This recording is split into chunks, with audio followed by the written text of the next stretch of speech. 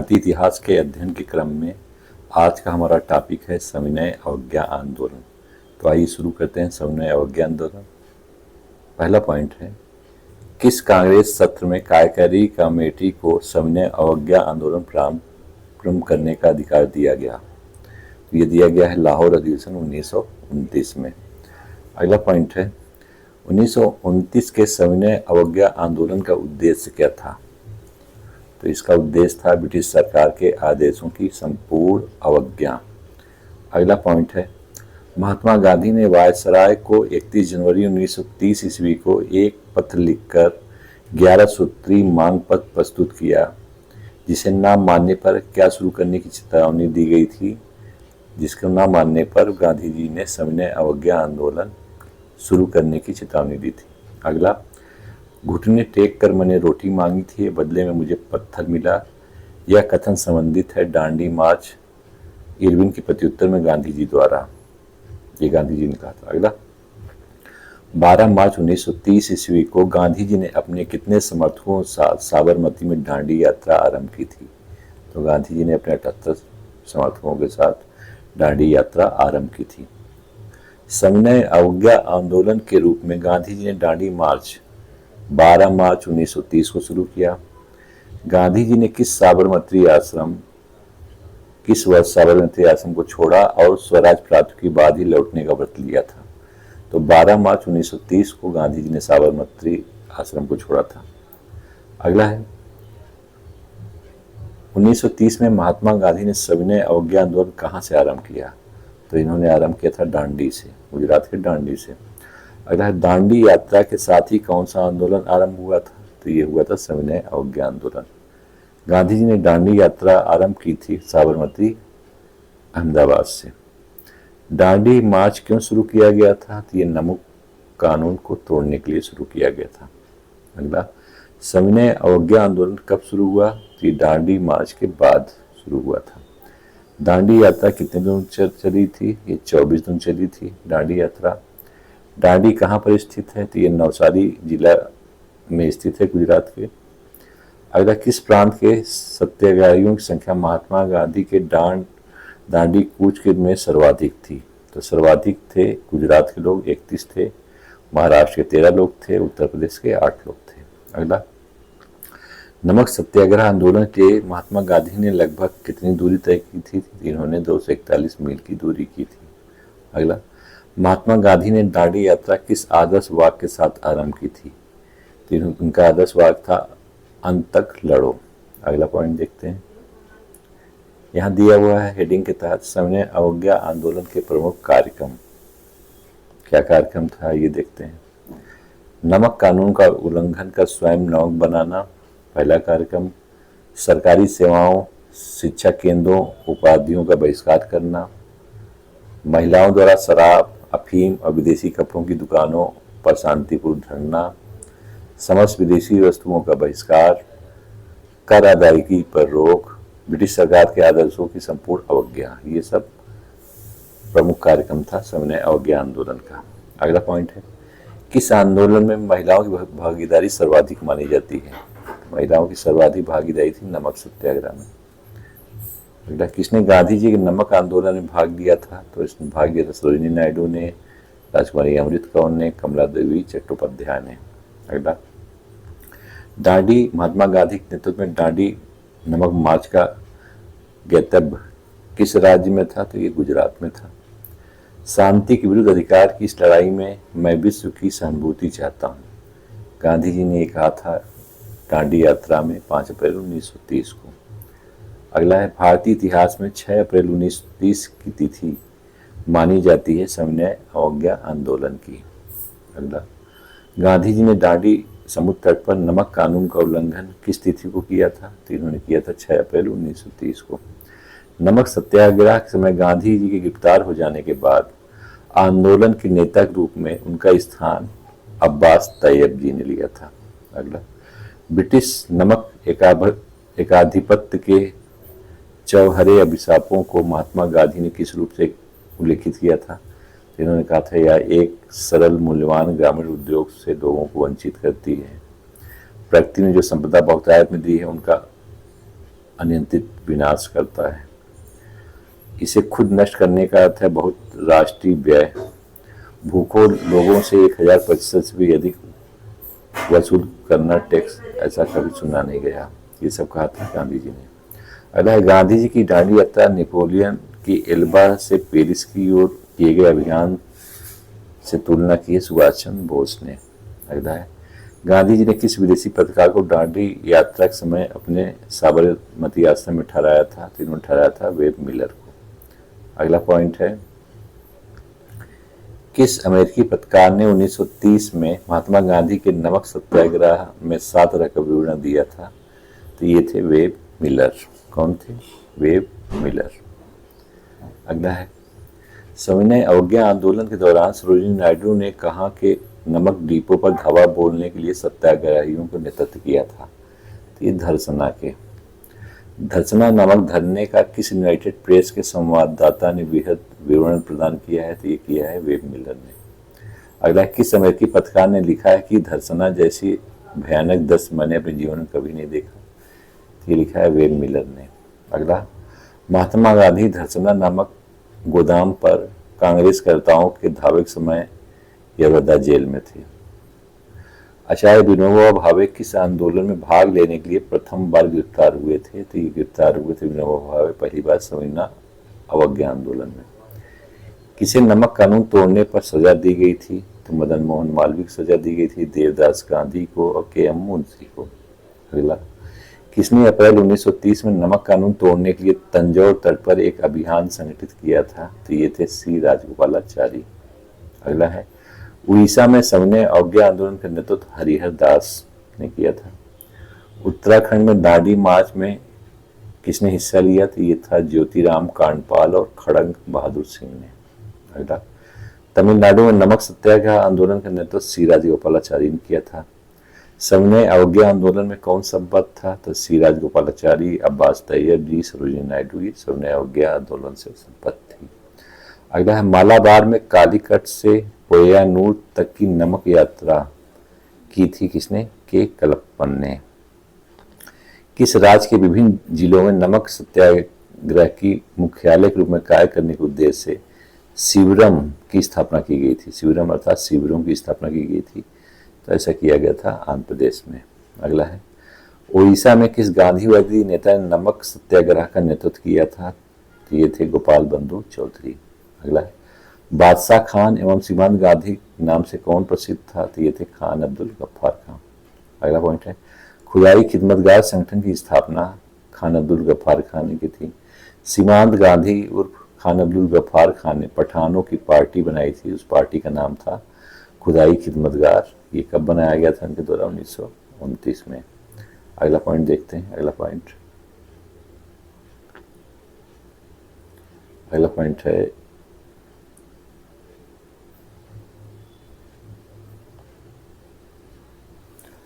लाल कुर्ती दल क्यों संगठित किया गया था? ये अंग्रेजों को निकालने के लिए भारत से। अगला है अंग्रेजों के विरुद्ध खान अब्दुल गफ्फार खान द्वारा प्रारंभ किया गया आंदोलन क्या कहलाया? लाल कुर्ती आंदोलन या रेड शर्ट आंदोलन कहलाया। लाल कुर्ती आंदोलन के नेता खान अब्दुल गफ्फार खान थे। फ्रंटियर गांधी का असली नाम खान अब्दुल गफ्फार खान था। फक्र ए अफगान की उपाधि खान अब्दुल गफ्फार खान को दी गई थी। खुदाई खिदमतगार को आप लोग किस नाम से जानते हैं? लाल कुर्ती वाले के नाम से। भारतीय स्वतंत्रता संघर्ष के दौरान रेड शर्ट के नाम से भी पहचाने जाने वाले खुदाई खिदमतगारों ने किसका आह्वान किया था? तो इन्होंने पठान क्षेत्रीय राष्ट्रवादी एकता का और उपनिवेशवाद के विरुद्ध संघर्ष का आह्वान किया था। अगला है गढ़वाल रेजिमेंट के सैनिकों ने प्रदर्शनकारियों पर गोली चलाने से कब इनकार कर दिया था? तो इन्होंने सविनय अवज्ञा आंदोलन दौरान इनकार कर दिया था। अगला है सन 1930 में अंग्रेज सरकार के विरुद्ध प्रसिद्ध पेशावर कांड का नायक वीर चंद सिंह गढ़वाली था। अगला जिया तरंग आंदोलन कहाँ आरंभ हुआ था? तो ये मणिपुर में हुआ था सविनय अवज्ञा आंदोलन दौरान। अगला है रानी गडेनलू उत्तर पूर्व में एक स्वतंत्रता सेनानी थी, वह किस राज्य से संबंधित थी? तो ये थी मणिपुर से संबंधित। अगला है नागालैंड की किस रानी ने गांधी जी के आह्वान पर विदेशी शासन के विरुद्ध विद्रोह किया था और उन्हें आजीवन कारावास की सजा दी गई थी? तो वो थी रानी गडेनलू। अगला पॉइंट है, बेगूसराय के चौकीदारी टैक्स के विरुद्ध विद्रोह किसका हिस्सा था? तो ये सविनय अवज्ञा आंदोलन का हिस्सा था। प्रभावती देवी किस क्षेत्र की स्वतंत्रता संग्राम सेनानी थी? तो ये पटना की थी। सविनय अवज्ञा आंदोलन की असफलता के बाद गांधी जी ने किसका महत्व दिया था? तो इन्होंने रचनात्मक कार्यक्रम को महत्व दिया था। गांधी जी ने अंततः सविनय अवज्ञा आंदोलन कब स्थगित किया था? तो इन्होंने 1934 को सविनय अवज्ञा आंदोलन स्थगित किया था। भारतीय पूंजीपतियों द्वारा किस राष्ट्रीय आंदोलन को समर्थन दिया गया था? पूंजीपतियों ने सविनय अवज्ञा आंदोलन को समर्थन दिया था। अगला है, अब यहाँ बात करते हैं गांधी इरविन समझौता संबंधी तथ्य की। सविनय अवज्ञा आंदोलन के दौरान यड़ोदरा जेल में बंद गांधी जी को कब रिहा किया गया? तो इनको 26 जनवरी 1931 को रिहा किया गया था। अगला पॉइंट देखते हैं। अगला है, किसने गांधी इरविन समझौते का प्रारूप तैयार किया था? तो ये हर्बर्ट इमर्सन ने गांधी इरविन समझौते का प्रारूप तैयार किया था। गांधी इरविन समझौते पर हस्ताक्षर 5 मार्च 1931 को हुआ। 5 मार्च 1931 को गांधी इरविन के मध्य समझौता कहाँ हुआ? तो ये दिल्ली में हुआ, दिल्ली समझौता भी कहते हैं।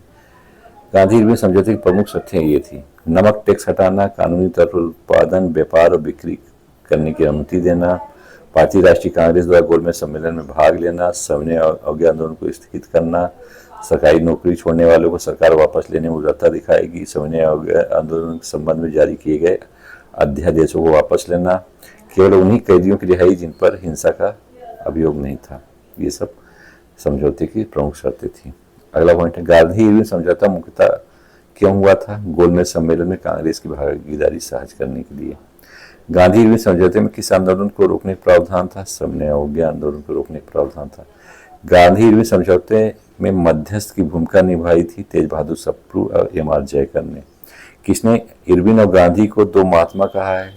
ये सरोजिनी नायडू ने कहा था। किसने गांधी इरविन समझौते में महात्मा गांधी के लाभ को 57वां पुरस्कार कहा है? तो एलन कैम्पबेल जॉनसन ने ऐसा कहा है। कांग्रेस का कराची अधिवेशन, इसको भी देखते हैं क्या है इसमें पॉइंट। किसने भारतीय राष्ट्रीय कांग्रेस के कराची अधिवेशन का सभापतित्व किया था?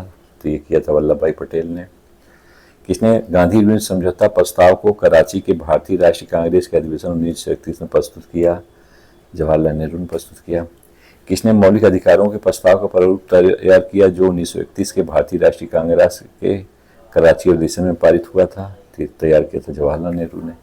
1931 में भारतीय राष्ट्रीय कांग्रेस के कराची अधिवेशन के लिए जिसकी अध्यक्षता सरदार वल्लभ भाई पटेल कर रहे थे, किसने मूल अधिकारों तथा आर्थिक कार्यक्रम पर संकल्प प्रारूपित किया था? तो ऐसा किया था पंडित जवाहरलाल नेहरू ने। अगला पॉइंट देखते हैं। अगला है, भारतीय राष्ट्रीय कांग्रेस के किस अधिवेशन में मूल अधिकारों का संकल्प पारित हुआ? ये कराची अधिवेशन 1931 में मूल अधिकारों का संकल्प पारित हुआ था। अगला है, किसने भारतीय राष्ट्रीय कांग्रेस के कराची अधिवेशन 1931 को महात्मा गांधी की लोकप्रियता और सम्मान की पराकाष्ठा कहा? देखा था सुभाष चंद्र बोस ने। अगला, कांग्रेस के कराची अधिवेशन 1931 में किस प्रतिनिधि ने गांधी इरविन समझौते का विरोध नहीं किया था? तो ये पुरुषोत्तम दास ठाकुर ने विरोध नहीं किया था। अगला है गोलमेज सम्मेलन। अब देखते हैं, ब्रिटिश सरकार द्वारा लंदन में भारतीय नेताओं को प्रथम गोलमेज सम्मेलन कब बुलाया गया? 1930 में। किसने पहले गोलमेज सम्मेलन की अध्यक्षता की थी? तो ये रेमजे मैकडॉनल्ड ने अध्यक्षता की थी। 12 नवंबर 1930 से 19 जनवरी 1931 तक ये चला था। अगला, किस भारतीय नेता ने लंदन में प्रथम गोलमेज कॉन्फ्रेंस में भाग लिया? तो प्रथम गोलमेज कॉन्फ्रेंस में भाग लिया था भारतीय नेता मौलाना मोहम्मद अली ने। अगला, लंदन में संपन्न हुए प्रथम गोलमेज सम्मेलन में भारतीय ईसाइयों का प्रतिनिधित्व के.टी. पाल ने किया था। अगला, प्रथम गोलमेज सम्मेलन के बारे में सही है, यह 1930 में आयोजित हुआ था। सही है। इसे साइमन आयोग की रिपोर्ट पर चर्चा करनी थी। सही है। इसका आयोजन लंदन में हुआ था। सही है। इसमें कांग्रेस प्रतिनिधिमंडल ने भाग नहीं किया था, तो इसमें नहीं भाग लिया था। प्रथम वाले में कांग्रेस प्रतिनिधिमंडल भाग नहीं लिया था। अगला है, गांधी इरविन समझौते 1931 में भारतीय राष्ट्रीय कांग्रेस का किस गोलमेज सम्मेलन में भाग लेना अंतर्निहित था? तो कांग्रेस ने दूसरे गोलमेज सम्मेलन 1931 में भाग लेना अंतर्निहित था। अगला, दूसरा गोलमेज सम्मेलन कब आयोजित किया गया? तो ये 7 सितंबर 1931 से 1 दिसंबर 1931 तक चला था। अगला है, लंदन में द्वितीय गोलमेज सम्मेलन के आयोजन का केंद्र सेंट जेम्स पैलेस था। अगला पॉइंट है,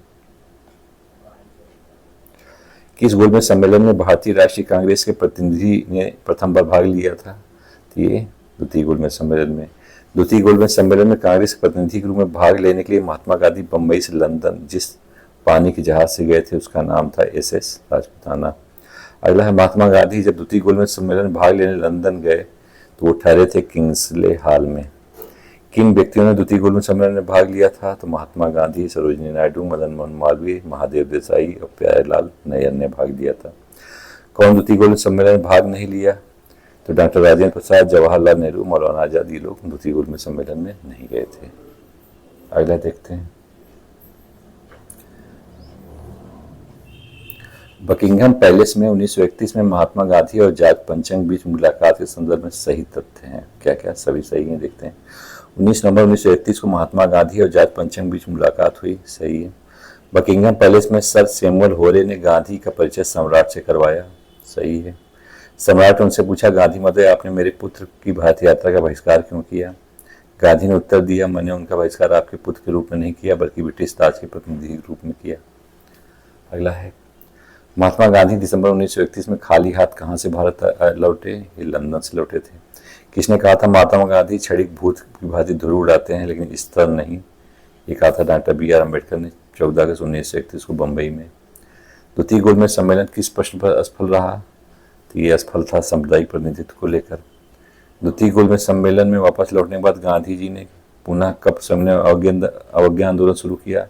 तो गांधी जी ने पुनः शुरू किया 3 जनवरी 1932 को। तीसरा गोलमेज सम्मेलन किस वर्ष आयोजित किया गया? तो ये 1932 में शुरू किया गया, 17 नवंबर 1932 से 24 दिसंबर 1932 तक। अगला, उर्दी कवि जो द्वितीय और तृतीय गोलमेज सम्मेलन दोनों के प्रतिनिधि थे तो थे मोहम्मद इकबाल। उस भारतीय का क्या नाम था जिसने तीनों गोलमेज सम्मेलन में भाग लिया? डॉक्टर भीमराव अम्बेडकर। भारतीय राष्ट्रीय कांग्रेस ने किस गोलमेज सम्मेलन में भाग नहीं लिया? पहले और तीसरे में कांग्रेस ने भाग नहीं लिया था। अगला है, 1930-32 की अवधि में भारत और ब्रिटेन के राजनेताओं की लंदन हुई बैठकों का प्रायः प्रथम, द्वितीय और तृतीय गोलमेज सम्मेलन के रूप में उल्लेख किया गया है। उनका उसी रूप में उल्लेख गलत होगा क्योंकि ये तीनों अलग अलग सम्मेलन नहीं थे अपितु एक ही सम्मेलन की अवस्था थी जो 3 स्तरों में संपन्न हुई थी। अगला, गोलमेज एक एवं पूना पेट के संदर्भ में सत्य कथन है। प्रथम गोलमेज सम्मेलन में डॉक्टर अम्बेडकर ने दलित वर्ग के लिए अलग निर्वाचन मंडल रखा। पूना पेट में स्थानीय निकायों और सिविल सेवाओं में दलित वर्गों के प्रतिनिधित्व के लिए विशेष उपबंध रखे गए थे। तृतीय गोलमेज सम्मेलन में भारतीय राष्ट्रीय कांग्रेस ने भाग नहीं लिया था। ये सभी सही है। अगला पॉइंट देखते हैं, सामुदायिक पंचायत और पूना पैक्ट।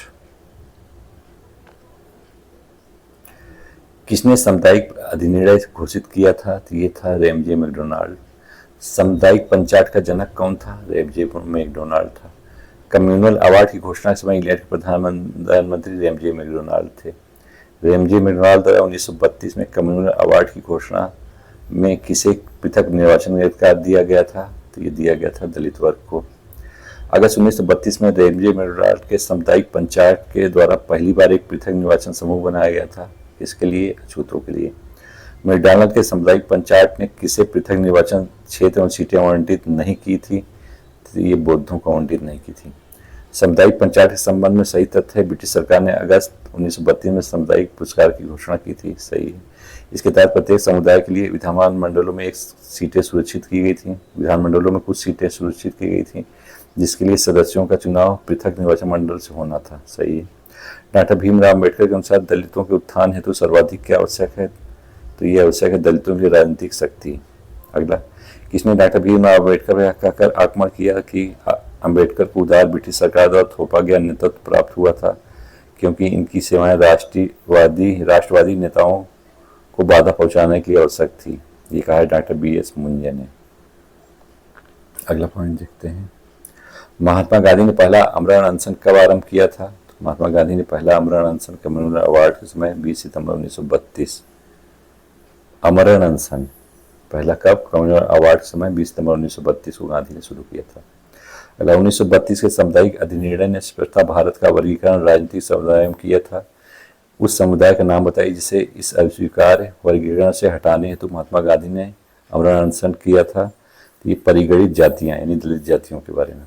1932 में महात्मा गांधी ने मरणोपर्यंत उपवास प्रधानतया क्यों किया था? तो रेमजी मैकडॉनल्ड ने सामुदायिक अधिनियम की घोषणा किस लिए अमरण अनशन की घोषणा की थी? महात्मा गांधी ने। अगला, बी आर अम्बेडकर व गांधी के बीच एक समझौता कब हुआ? तो ये पूना समझौता कल आया और 24 सितंबर 1932 को समझौता हुआ था। अगला पॉइंट देखते हैं। अगला है, सांप्रदायिक अधिनियम की घोषणा के पश्चात किसे संपादित किया गया था? तो संपादित किया गया था पूना समझौते को।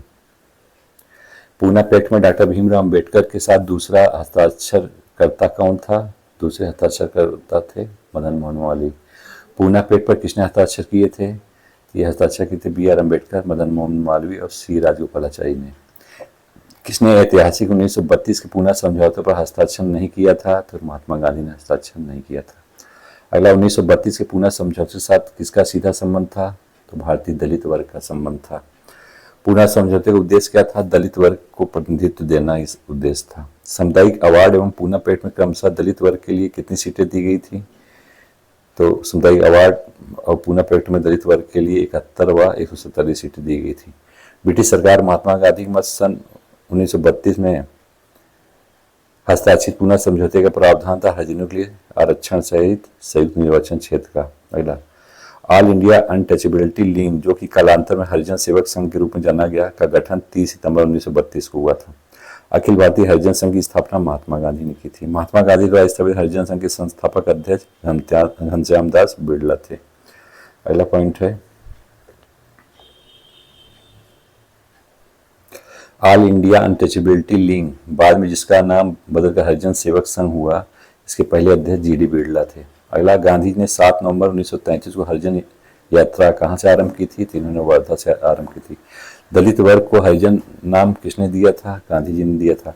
कौन सा समाचार पत्र 1932 में हरिजन बंधु में परिवर्तित हो गया था? तो ये नवजीवन ही 1932 में हरिजन बंधु में परिवर्तित हो गया था। पूना पैक्ट के विषय हम देखते हैं।